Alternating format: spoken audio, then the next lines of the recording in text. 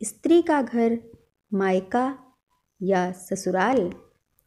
तुम्हें कितनी बार बताया है मेरे तैयार होने से पहले मेरा नाश्ता तैयार हो जाना चाहिए।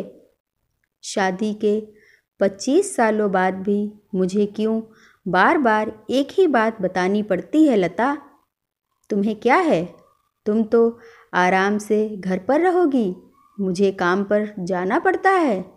तुम हो कि हमेशा बेवकूफ़ों जैसी हरकत करती हो।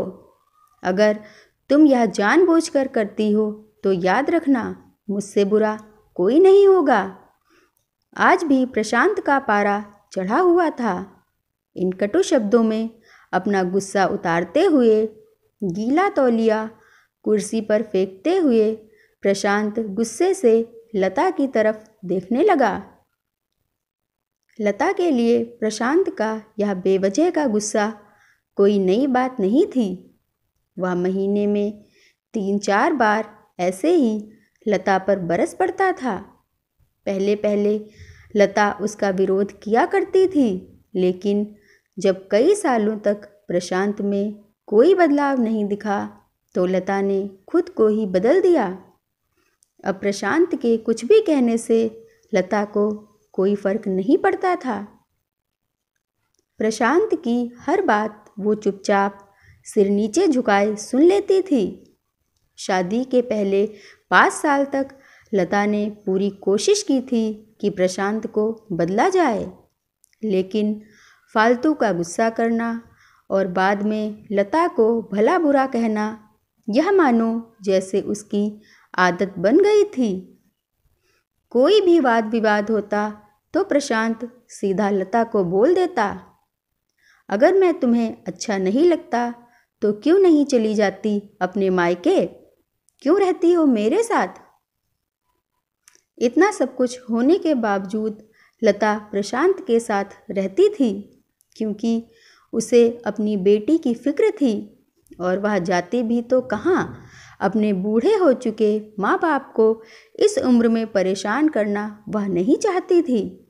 समाज और लोग क्या कहेंगे, यह भी तो उसे देखना था। वह इतनी पढ़ी लिखी भी तो नहीं थी कि खुद जाकर कोई नौकरी कर सके और अपना और अपनी बेटी का पालन पोषण कर सके। लता को अब अपनी फिक्र नहीं थी, उसको फिक्र थी तो बस अपनी शादी लायक हो रही बेटी की। लता नहीं चाहती थी कि पति पत्नी की झगड़े की वजह से काव्या डिस्टर्ब हो। काव्या की पढ़ाई पूरी हो चुकी थी, उसके लिए अब शादी के रिश्ते आने लगे थे। कई रिश्तों को काव्या ठुकरा चुकी थी। 2-3 महीने बाद एक अच्छा रिश्ता आया। रिश्तेदारों और पहचान के लोगों ने भी लड़के के बहुत गुणगान किए थे। प्रशांत एक शाम अपनी बेटी के पास बैठकर उसे बताने लगा, काव्या बहुत अच्छा लड़का है, पढ़ा लिखा है, बड़ा घर है, बहुत अच्छी नौकरी है। ऐसे रिश्ते बार बार नहीं आते बेटा, इस बार मना मत करना। काव्या अपने पिता से ज़्यादा बात नहीं करती थी, शायद डरती थी या शायद नफरत करती थी, लेकिन आज वो अपनी पूरी हिम्मत इकट्ठा कर बोली, मुझे अभी शादी नहीं करनी है पापा, मैं नौकरी करना चाहती हूँ, खुद अपने पैरों पर खड़ी होना चाहती हूँ। हाँ तो उसमें क्या बड़ी बात है? मैंने लड़के से बात की है, वह तुम्हें किसी बात के लिए नहीं रोकेगा। तुम शादी के बाद भी नौकरी कर सकती हो, वह तुम्हें नौकरी के लिए परमिशन दे देगा। प्रशांत बोला, मेरा नौकरी करना या ना करना उसकी परमिशन पर क्यों डिपेंड रहेगा पापा? काव्या ने पूछा। मैं कह रहा हूँ ना, तुम्हें किसी भी चीज़ की कमी नहीं होगी वहाँ। ऐसे रिश्ते बार बार नहीं आते, इसे ठुकरा मत, तुम बहुत खुश रहोगी वहाँ। प्रशांत बोला, पापा क्या मैं उतनी ही खुश रहूँगी जितना मम्मी इस घर में खुश हैं? काव्या ने तंज कसते हुए कहा, आज तुम्हारी जबान कुछ ज़्यादा नहीं चल रही? प्रशांत गुस्से से आंखें बड़ी करते हुए बोला, पापा मुझे शादी ही नहीं करनी है, क्योंकि शादी के बाद अगर वह लड़का आपके जैसा निकला तो मैं क्या करूँगी। मुझे आपके जैसा जीवन साथी नहीं चाहिए जो बिना बात के मुझ पर हमेशा चिल्लाए। मुझे कुछ भी अपनी पसंद का लेना हो तो 10 बार सोचना पड़े, कहीं वह नाराज ना हो जाए। मेरी तबीयत कैसी भी हो उसे परवाह ना हो।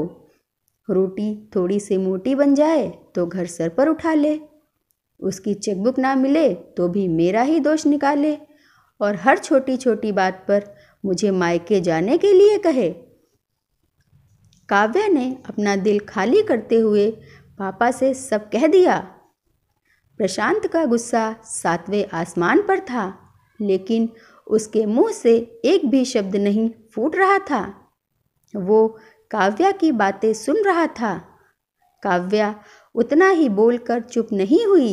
आज पहली बार वह अपने पापा के सामने इतना कुछ बोल रही थी। पापा, आपने माँ के साथ हमेशा गलत व्यवहार किया है।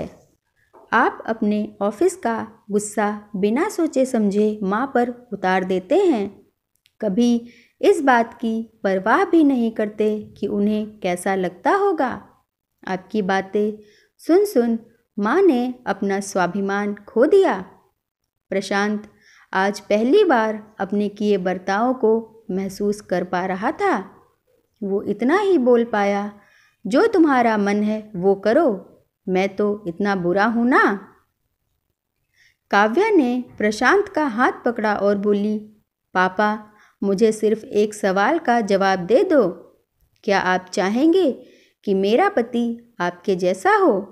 अगर आपका जवाब हाँ है तो कर दीजिए मेरा रिश्ता आज ही, और ना है तो मुझे आत्मनिर्भर बनने दीजिए। प्रशांत कुछ भी ना बोल पाया और वहाँ से चुपचाप चला गया।